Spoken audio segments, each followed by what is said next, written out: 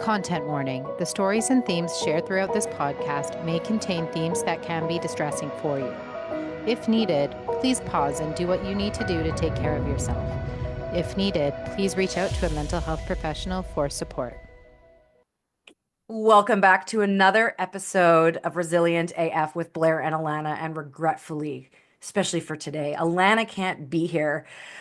But we are here with the one, the Oni, the one and the only Wendy Litner. Now, this episode has been months in the making. Actually, it's probably been even years in the making without even knowing it, because Wendy is a lawyer turned writer and creator of the CBC original digital series How to Buy a Baby, a comedy based on her own hilarious inability to conceive.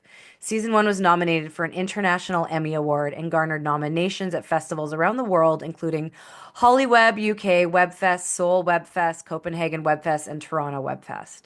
The series also won Best Writing at the International Academy of Web Television Awards and Best Comedy Series and Best Directing. So basically, she wins a lot of awards because she's fucking awesome. And she's won a lot in Canada. I'm putting her bio below. But the reason she's here today, which it's interesting because I also struggle with fertility, and we'll see if we get there today, is that we not only come from the same religious background, not religious, but religion background, both have the same type of humor, but we both have dead moms. Yes, we do. Do you have a dead Yay. mom? You have a dead mom. You must. Yes, I have a dead mom. Very Okay, dead. I mean, I assumed Very- because she put out her a series called My Dead Mom, and it's based on the death of her mom. See, I should have just kept reading the bio, who wouldn't stop talking. So there's so many parallels. So her show, My Dead Mom, when I saw an ad for it that it was coming out, I was like, I didn't even know who was in it, who wrote it. I was like, I have a dead mom too. And then I saw there was a bit of Judaism there. I'm like, that's me. I'm Jewish. And then I was like, I gotta watch it. And literally the day it came out, I watched it. And I posted about it on social media. And my dead mom's social media account, which is also Wendy, engaged with me, and I started a conversation with her, and I cannot believe that she made the time to be on this podcast because she's worked on lots of other shows. She's really busy. She's making moves, and she is in the Dead Mom Club. And also, I just there's so many synergies. Wendy, welcome to the show. Alana sends her regrets. What you need to know is that we've been trying to do this for a while now, right? Like the show came out November 1st, and now it's like mid-January. And at the beginning of the week, when you emailed me saying that you'll make whatever time today works, what's really special about today? So we're recording it today. I'm going to get this episode out in the next couple weeks. Is that today, January 17th, is my mom's birthday. Oh, so it was meant to be. Oh, that's so lovely. And I got Thank you. goosebumps. And I saw that when you responded this morning with your bio, I was like, I better go brush my hair. So No, I'm so happy to be here. I'm so excited. I'm such a fan of yours, and it's such a joy and privilege truly to be here and to speak with you. And I'm a fan of yours. So I think maybe before we kind of go into like your fabulousness and like how amazing this show is and why everyone needs to watch it, because almost everyone is going to experience mother loss. I want to know, like, tell me about your mom and your relationship with your mom, and let's walk through her final season. Well, first of all, I hear my mom right now telling me like, why can't you straighten your hair and look like Blair?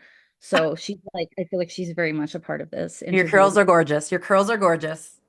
I can hear her right now being but my mom and I always had a very difficult relationship, which I always thought would maybe just hopefully work itself out into adulthood, but we never really got the opportunity to do that. So she died when I was 23, quite suddenly, of like a very rare cancer. Not suddenly, I guess over 6 months, but of a very rare cancer.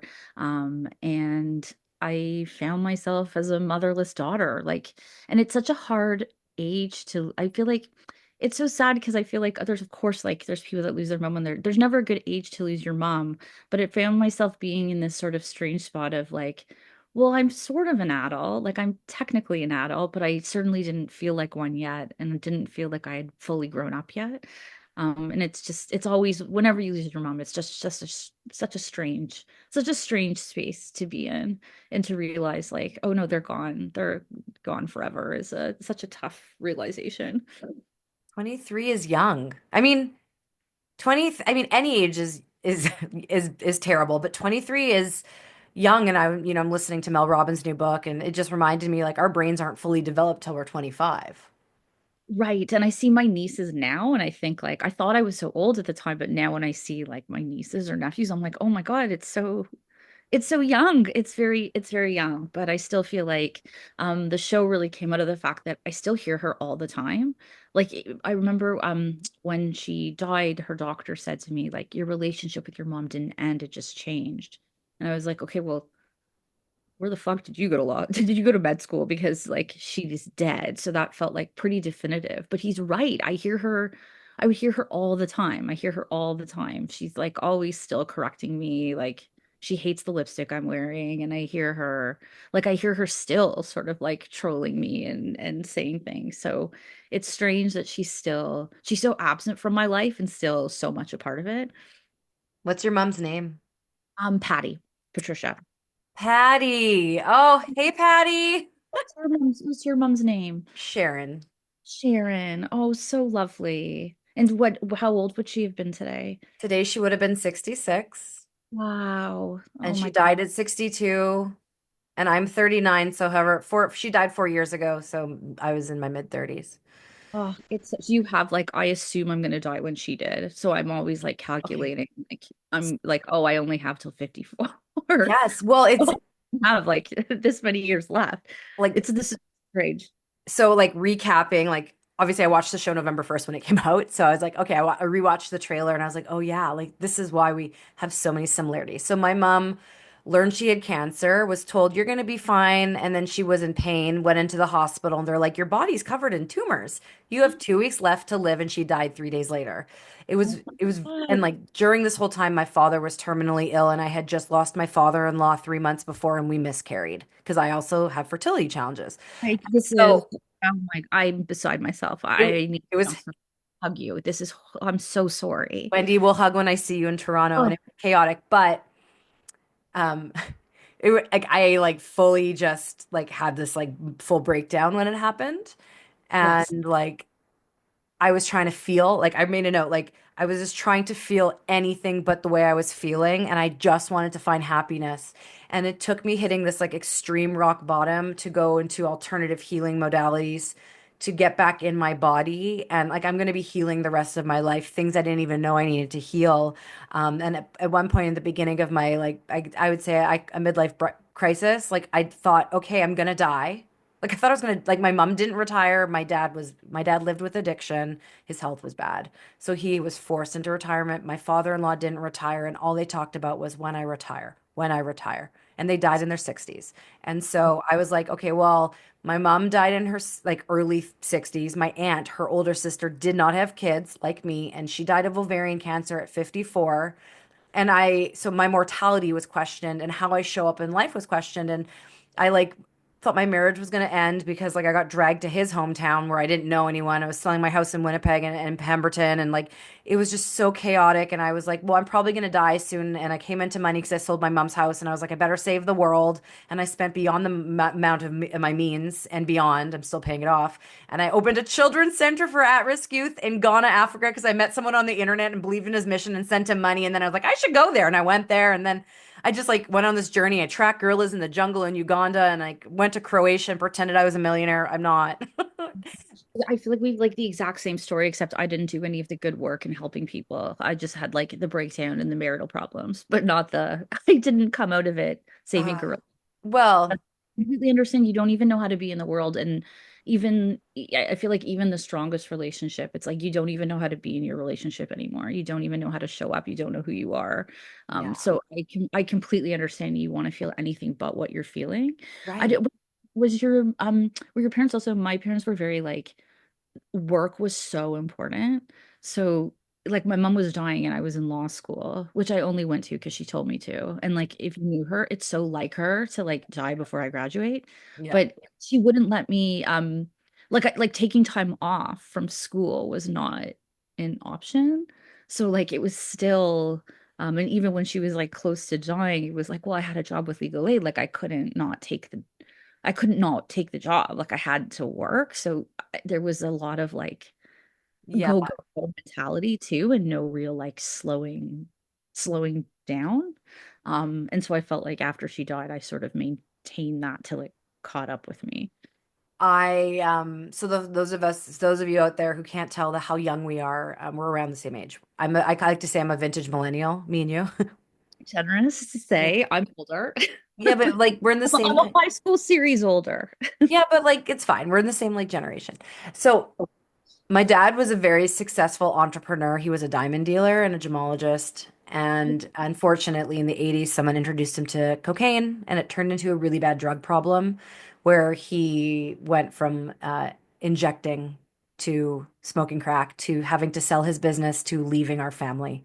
And we are from a community where you don't air out your dirty laundry. You're told to disappear, fix your shit, and then come back. And that Yeah. didn't happen. And so I had like a single mom raising us, putting us through Hebrew school, summer camp, activities. We were I'd say the charity cases, but we had a privileged life, but we had a lot of support from like our extended family and community. And I didn't know this till my later in life. But because my mom wanted us to have a certain education and an experience, and because my dad could no longer financially contribute, his contribution was lots of trauma. Thanks, Dad and Mom. Um, I saw my mom, a dental hygienist, work really fucking hard. And My mom was also a dental hygienist, and my parents were divorced. How is this possible? stop, Wendy. How is this possible? Anyway, I'm so sorry. I'm like interrupting your trauma to be It's like, okay. oh my God, Yeah, we trauma bonding. It's fine. sorry, I don't mean to It's interrupt. okay. Like, It's okay. you can't please tell me to live. So anyways, my mom's priority was get a good education, learn as much as you can. But my family on both sides had a lot of entrepreneurs. And I went to university and I worked for Lululemon. And when I was 23, I moved to Vancouver, quit my job with Lululemon, started my own PR company and like chose the hard route. Like, I mean, I was successful in the sense of that I was doing cool shit, but I've never been like having an abundance of money in the bank. But I've had a very rich, fulfilling life of experience. But because I had my own business, I don't have bereavement leave and I didn't have a huge cushion. Like when my mom died, like when the miscarriage happened, like my clients were understanding. That was traumatic. When Dave died 3 weeks later, like I had to take a pause, but like I couldn't really stop. I just pushed deadlines. But then when my mom died, like even recently, so my mom died 4 years ago, February. I'll have memories of like, oh my God, I was working on this project and I just stopped working on it and responding to a client. So I like can understand. it's Yeah, you just don't, especially when it happens so suddenly like that. There's no, it like I feel terrible. I feel like, if the having time to prepare, I think it helps, and not having that time is just I don't even know how you're still. I don't even know how you're doing this. well, okay, lots of medication and healing. And listen, okay, so I'm a lot like my dad. I learned my dad was terminal at the end of 2018. I was like, you know what? I have to cut out alcohol because it was a bridge to bad decisions that were also my dad's bad decisions. I can't navigate his end of life like that. And sobriety has been such a gift because I've allowed myself to heal and to feel. And my sobriety is a huge thing. And like I became a motivational speaker and I help people to, I say, strengthen their resilience muscle using neuroscience. So there are things we can do to be resilient. And there's lots of things like I work really hard at it. Like if you could stay where you are and feel how you want to feel, but eventually if you want to feel different, you actually have to change. And I just hit a place of like not wanting to feel the way I want to feel, but like do I still cry myself to sleep? Yeah, like I'm in the middle of like the craziest book launch I've ever done and like do I know what I'm doing? Well, I must because I'm doing it, but like I bit off a lot and like sometimes I'm like it would be easier just to like I don't know, work at a library, but that's not me. And um, I can't even remember your question, but do you remember your question? I think it was how are you even doing Oh, this? right. See, disassociating is definitely a good way to do it. So how am I doing it? I think it's about putting one foot in front of the other and having support, asking for help and healing. And I'm a 39-year-old sober, childless, parentless bird watcher who lives in Kamloops. I set goals every year. I create vision boards. This was not any part of the plan. I thought I'd be a wine drinking soccer mom, going with Baba Sharon to Palm Springs, wearing my matching outfits with little Blair, like doing Sunday Hebrew school because my husband isn't Jewish, but we were like, he was fine with me raising them like however I wanted, which would be a mix of both of us. This is not the life I wanted, but you know what? I was dealt certain cards and what's in my control? And yeah, it's not fucking fair. Like, it's not fair at all, but I could only look forward. And Yeah. I know what I can do and what's in my control. And we are more powerful as humans than we think. So, obviously, like if your mom dies, you don't need to open like a center for at-risk youth in Africa or like start this global movement. I'm just doing things in extreme because I'm an extreme human. I've always been this way. But the other way I've gotten through this is humor. Yes, that's huge for me. A huge coping mechanism. Yes. Huge. And so Alana and I have this dark humor, and I can't wait for you to meet her. And watching your show, like we didn't watch it together, but like I would text her and she would text me. And I said today, like, what questions do you have for Wendy? Because she's so sad she couldn't be here. Like she would be here if she could, but she actually, she's a therapist. She's our mental health director, Oh, and wow. she switched from child and family therapy to palliative. Oh, wow. It takes such a special person to do Yeah. palliative therapy. She sounds incredible. Yeah, so she really is, and it's interesting because like I've mostly retired from my PR agency and I'm all in on the Global Resilience Project and I've become a grief and resilience coach. Yes. So, but anyways, humor. Alana wants to know, so your mom had cancer and was, I guess, terminal for 6 months, or you learned she had cancer and died 6 months later. We had an experience, like our dad, we learned he was terminal and was told he had a year and a half to 2 years, and he lasted 3.5 years and outlived all the other healthy parents. So he had a slow death where our mom, she was early to everything in life and in death. Like literally, like, oh, you have cancer, you're gonna die in 2 weeks, and she died 3 days later. But within both of those end of life experiences, there were so many moments that had me and my sister laughing. Like not just little laughing that's funny, but like so many humorous moments.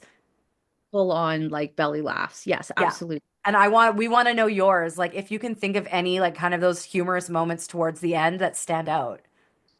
My mom laughed her way through. I mean, that's the way we coped through everything growing up. But my mom laughed her way through cancer in the most incredibly like inspiring way. When she first met with the doctor that told her like the diagnosis, she asked the doctor like, "How much time do I have?" And the doctor said, "Well, I wouldn't buy any green bananas." And everybody else was horrified, and we thought that was so funny.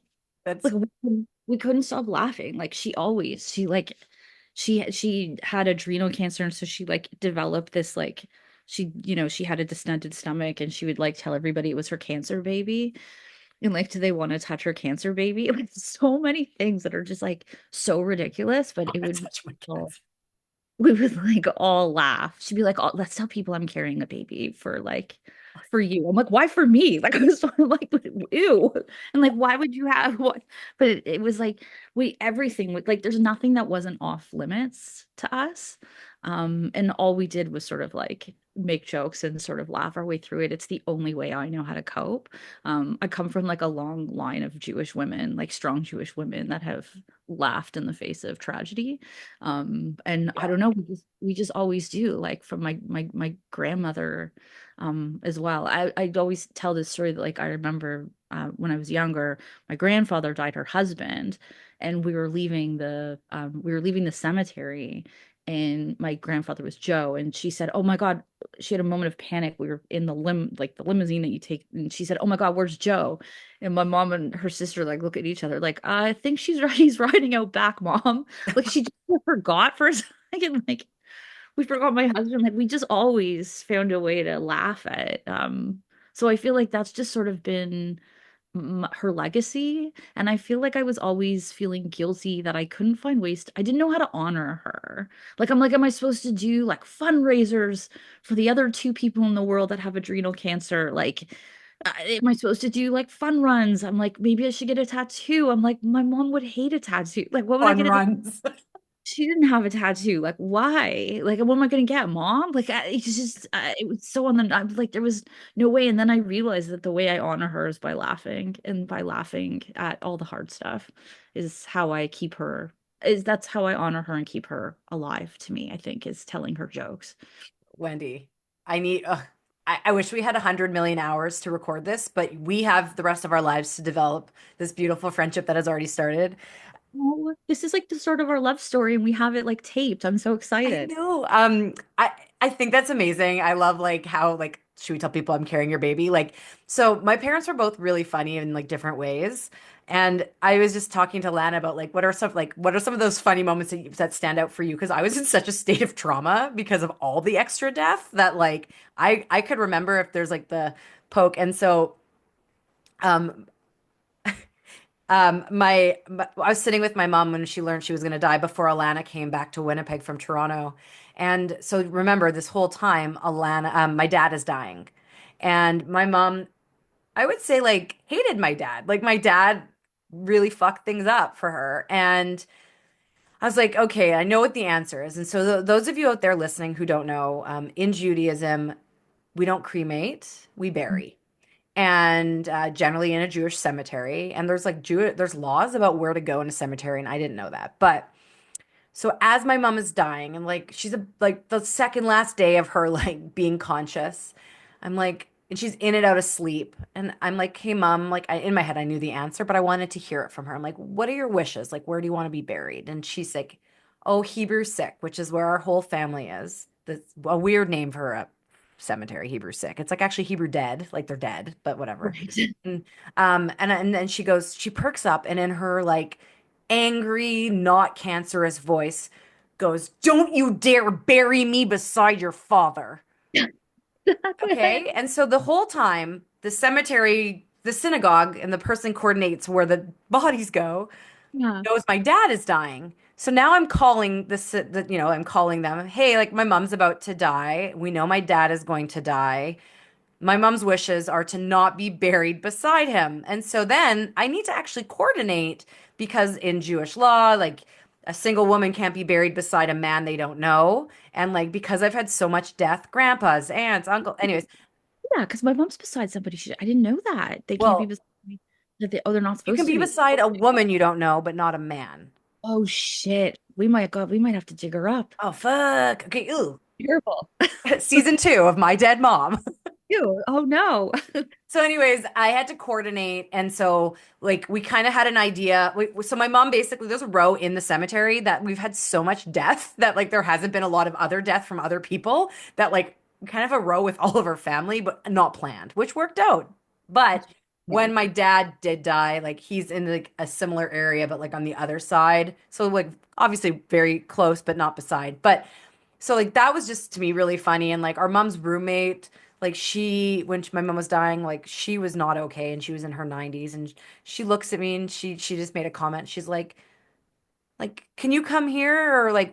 And I went there, and she was just like, why are you walking? I'm like, I don't know. She's like, well, that's not fair. And like getting, Oh, like just yeah. but it was weird. Her name was Dot.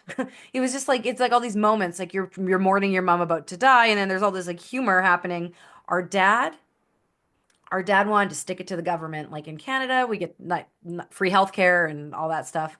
And my dad always wanted to stick it to the government, and he was not okay. And he like was on disability and like disability pension and like you know. But towards the end, he was in the hospice, the palliative unit at the hospital, and he couldn't even get out of bed to use his computer. And towards the end, he thought he was at the office, like his brain stopped. He Mhm. was losing his functions, and he had like a list of like his shopping items. Like I got there to visit him, and he's like, "Okay, Blair, I need some stuff for work. I need Gitch. I need a sweater. I need some." I'm like, "I'll go get you some stuff." I bought stuff that I could wear because I knew he wasn't even going to be able to put them on. But the rabbi's sitting with him right before he dies and goes, "Leonard, like, why don't you just let go?" He's like, "Why would I go anywhere? I have 3 square meals a day and free Wi-Fi. Like, you're Right. not eating." You're not on the computer. But and then like my sister and I had a specific moment, and it was so my dad had a roommate, Gary. They were the rebels. They would go around on their scooters. They called their motorcycles, and like they would like sneak out after hours. And like my dad found another like rebel. But anyways, Gary was also dying. It was like the lung ward, and my dad had COPD and lung cancer, and so we thought our dad was about to die. and Gary caught some sort of viral thing, and he's like he's old, like way older than my dad, like maybe he's 80s, and my dad was in his 60s, and my dad's bed was the one beside the bathroom, and Gary just he caught something. So we think our dad's about to die. Gary can't stop shitting his brains out and barfing and moaning. And we are thinking our dad's about to die. And like all we hear is like the Soundtrack. soundtrack to like a gastro issue. And so Alana and I are now like trying to find like music to try and cover it up. And so like we found this like Kol Nidre Vidui prayer that was very haunting and like had it full blasted and holding dad's hands, being like, Dad, let go. It's okay to let go. Like we're like praying for him, just like not praying like because like God, we're like praying as like this needs to fucking end. And Right. like so Gary's barfing and vomiting and grunting and we have this Hebrew like YouTube video of like rabbis pounding their chests and praying and it was just so chaotic and it What was is just so ridiculous that we just couldn't help but laugh. you can't help but laugh. I know And that's exactly. you can't help but laugh. Okay, so my dead mom, like I know like it's in Canada. Like how our American friends can't watch it yet. Not yet, but we're hoping to be able to bring it to, we're hoping to be able to bring it outside of Canada. But if they want to follow along at My Dead Mom, on Instagram, it helps so much. And also we'll be posting like behind the scenes and clips from the show and updates and things like that. So all the engagement and support truly helps. And it's been so wonderful to be connected to the grief community. Um, Hmm. it's just been like it's just been such a gift. I feel like nobody really, there's people that have lost a parent, people that haven't, and I feel like they just don't, it's people don't understand. No. I mean, people that have two parents, I'm like, what? Oh, well, What? wait. I'm an orphan. I And know. it's It's like so it, hard. it's so crazy. And so like um in Winnipeg in February, sometimes it's minus 52 Celsius. And it just so happened like my mom died and dad died both in February and when it was minus 52 and like you have to bury the body right away and it was the height of COVID um and it's just so interesting like it was the height of COVID and like it had to be outdoor funerals and it was so cold.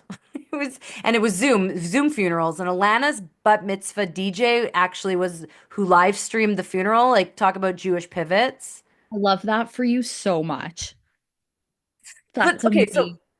So like I'm just so sad right now that someone's gonna listen to this in America. So and they can't like go watch it. So like one, come visit me in Canada and watch it. Two, maybe get a VPN. Is that even a thing? Can you get a Canadian VPN? Share it, follow, like do all the things to because like it will become available to you. And by then there might even be My Dead Mom season 2 and 3. Who even knows? And I think like maybe let's just give a little recap for those of us that like can't just go right now to their streaming network and watch it because they're not as lucky as us Canadians. What Right. is it about? Like how many episodes? What's it about? Who's in it? It's 7 episodes. It's about a woman named Emmy. She's in her 30s and she feels like she could be living her best life if her mother would just stop talking. It's played by Lauren Collins, who was on Degrassi. She's like a Canadian icon here, and she's just absolutely phenomenal. And My Dead Mom is played by Megan Follows, who was Anne of Green Gables. So two like huge Canadian icons, and they're just absolutely like they're both just the best people in the entire world and just incredible actors. And it's just sort of like how do you let go? Like how do you say goodbye? How do you actually move on with your life? And also the idea that like our mothers never really leave us. And they are still so present in our lives, and they never really leave us, even when we want them to sometimes. Like when we're in bed with our partner, but they are still there. Um, And the it, trailer's available on YouTube, so that yeah, you can watch to get a taste of it. it's below. It's like the link in the show notes and like please watch the trailer. Like it gives you a good dose of it and like it's just so well done, Wendy, and I think everyone needs to somehow watch this because grief is fucking terrible, but it doesn't have to be all sad. And sometimes like the humor, the humor helps the pain. And the way you do it is so beautiful. And it also will give everyone a glimpse into what it's like losing a mother as a Jewish woman who's losing their Jewish mother, because your mom still shows up for you. Mine shows up in energy. Like I don't see her, but she shows up in different ways. Like as you were talking, I got goosebumps. Like I know when she's here, and she's here right now. It's her birthday. Of course she's here. She actually comes to me in my dreams a lot. A lot. Oh, that's so interesting. I wrote an article when my mom first died. I wrote an article for the Globe and Mail, um, where people would tell me they would dream about my mom and I didn't, and I felt like she was snubbing me. And I'm like, why do I, what, why? Like, why won't she come see me? So I didn't really dream of her. So I always feel very jealous when people tell me they dream about their Oh. dead parents. So I think But that's But your mom shows like I would love to. So I was told, but I'm doing like some intuitive healing, and I have a spiritual like I guess coach guide. We're doing past life stuff right now. yeah, And she's like, you have all five like clairsentient, clairaudient, like all the clairs. I'm like, yeah, okay, well, could we work on like seeing the dead? Because it'd be really cool to see my mom.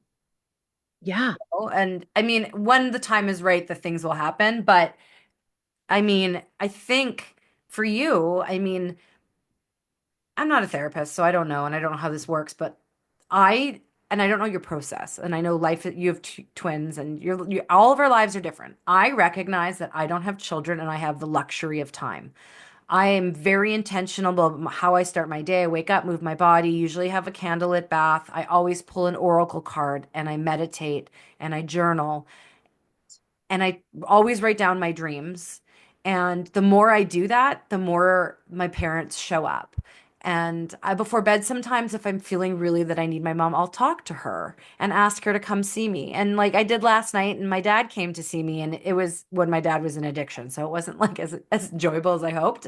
And it's fine. Like he was alive, which was great. Like I'll take that.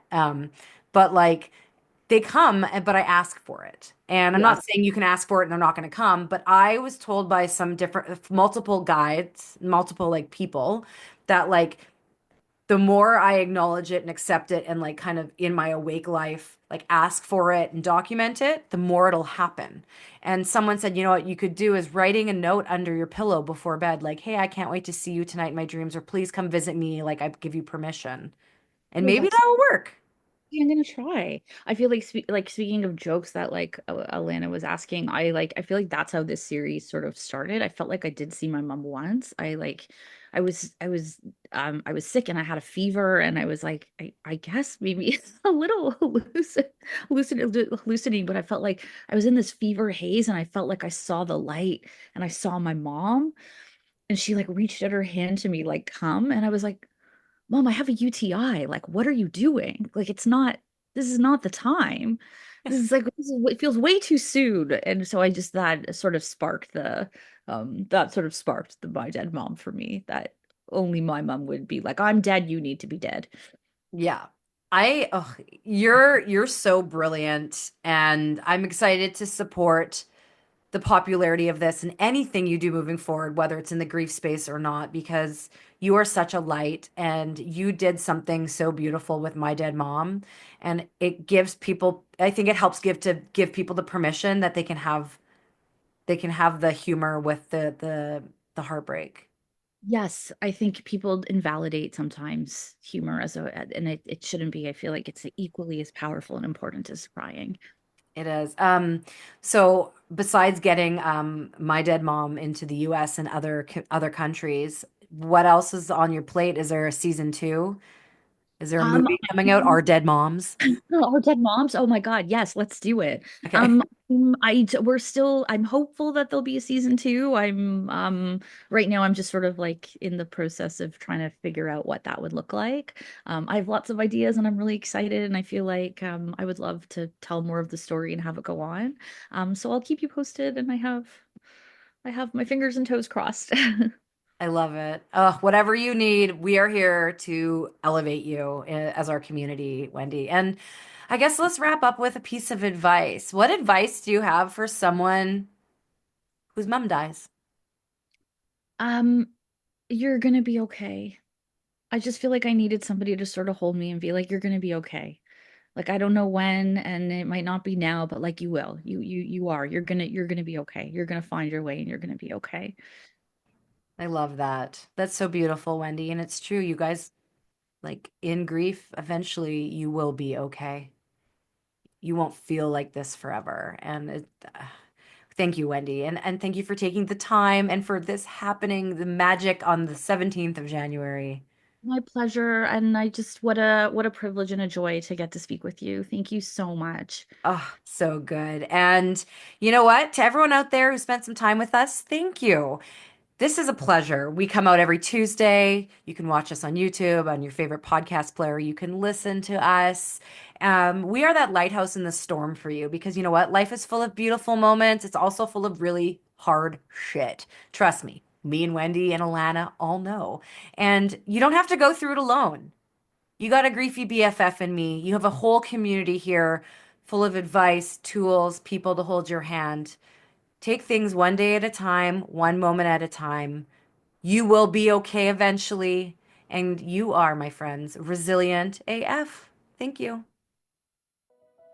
That's a wrap for another episode of Resilient AF with Blair and Alana. And thank you for listening. Are you feeling inspired to bounce forward? Let's connect at theglobalresilienceproject.com, where you can read many stories of resilience, buy our books, shop our clothing line, learn more about how to strengthen your resilience muscle, be empowered, and more. Remember, friends, you are resilient AF.